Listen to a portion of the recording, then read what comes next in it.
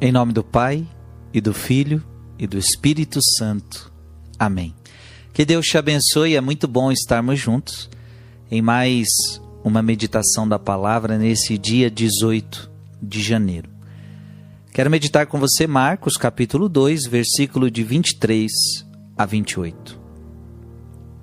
Jesus estava passando por uns campos de trigo em dia de sábado. Seus discípulos começaram a arrancar espigas enquanto caminhavam. Então os fariseus disseram a Jesus: Olha, por que eles fazem em dia de sábado o que não é permitido? Jesus lhes disse: Por acaso nunca lestes o que Davi e seus companheiros fizeram quando passaram necessidade e tiveram fome? Como ele entrou na casa de Deus no tempo em que Abiatar era o sumo sacerdote, comeu os pães oferecidos a Deus e os deu também aos seus companheiros? No entanto, só aos sacerdotes é permitido comer esses pães. E acrescentou: O sábado foi feito para o homem e não o homem para o sábado. Portanto, o Filho de Deus é Senhor também do sábado. Palavra da salvação.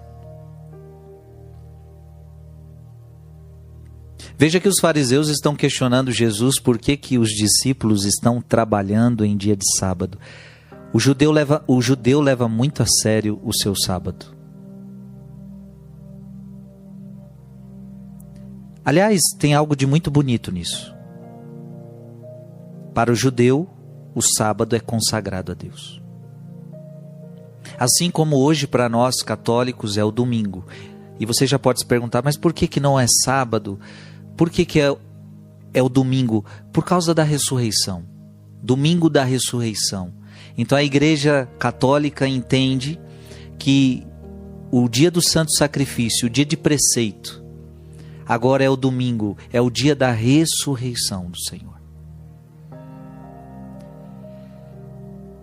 Que é um dia de descanso. Assim como Deus trabalhou 6 dias, como está no livro do Gênesis, no 7º dia ele descansou. É um dia de descanso consagrado a Deus.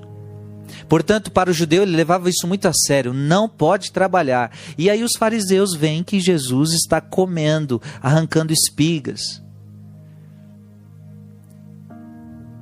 Mas vocês não podem fazer isso dia de sábado. E Jesus, a primeira coisa que faz com eles é mostrar Davi. Por acaso nunca lestes o que Davi e seus companheiros fizeram quando passaram necessidade e tiveram fome? Ou seja, Davi fez a mesma coisa. Por que vocês não falam alguma coisa? Porque os fariseus eram os mestres da lei, né? Jesus está querendo mostrar uma coisa muito importante. Os discípulos estavam com fome e, portanto, precisavam comer. E os fariseus estão criticando isso, ou seja, eles estão olhando mais a lei do que a misericórdia. Os fariseus aqui, eles estão sofrendo de um problema. Além de deixar o trabalho, porque é dia de descanso, o problema é que eles também estão deixando a misericórdia. E veja, nós, às vezes na vida, nós vamos ter que deixar o trabalho. Faz bem às vezes, né? Deixar o trabalho, não é a hora de trabalhar agora. Não é a hora de estudar agora. Então tem horas que a gente vai deixar o trabalho, mas preste atenção, nós nunca podemos deixar a misericórdia.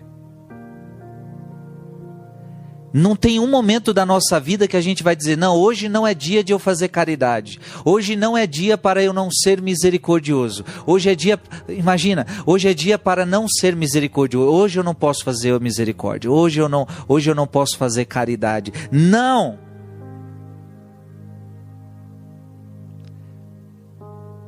Nós temos descanso de trabalho, nós temos descanso de estudo, nós temos descanso de muitas coisas, mas a caridade não tem descanso. Você nunca pode se cansar de fazer o bem.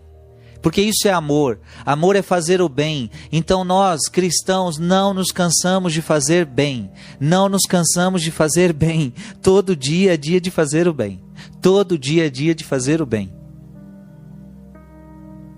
Tem gente que diz assim, a gente tem até um ditado, né? A paciência tem limite. Não. Na vida do cristão, o amor não tem limite. Porque paciência é um dos desdobramentos do amor. São Paulo vai dizer, o amor é paciente. Então pronto, o amor, todo dia é dia para amar. Todo dia é dia para fazer o bem. A própria igreja tem o livro de direito canônico, por exemplo, que é o livro das leis da igreja. E o último cânon é, a lei suprema da igreja é a salvação das almas. Porque a igreja tem um monte de regra, né? Só que para salvar alguém, você tira essas regras. Eu vou te dar um exemplo. Por exemplo, vamos lá, tem vários exemplos. Mas, por exemplo, em perigo de morte, a igreja ela abandona suas leis para que aquela pessoa receba a salvação. Se tiver alguém morrendo do seu lado, por exemplo, e ela não foi batizada, qualquer pessoa pode então batizá-la. Pegar água e dizer, eu te batizo em nome do Pai, do Filho e do Espírito Santo, amém. Ou seja, você quer fazer o que a igreja manda, você pegou água, você colocou na cabeça da pessoa e você disse, eu te batizo em nome do Pai, do Filho e do Espírito Santo, amém. A igreja entende que você pode fazer isso, em caso de morte. Por quê? O que está em voga aqui é a salvação daquela alma. E as leis que deve ser feito numa igreja, que deve ser um sacerdote, tudo vai caindo por terra para que aquela pessoa seja salva. Então até você poderia batizar em caso, cuidado, em perigo de morte, em caso de morte você poderia fazer isso. Então as regras, a lei suprema da igreja é a salvação das almas. A caridade está acima de tudo. A lei suprema da igreja é a caridade, é a misericórdia. As regras, as leis não podem engessar a caridade, não podem engessar a misericórdia. Todo dia é dia para fazer o bem. Todo dia é dia de ser misericordioso. A salvação das almas, a misericórdia e o amor é a lei suprema da igreja. Que Deus te abençoe em nome do Pai, do Filho e do Espírito Santo. Amém.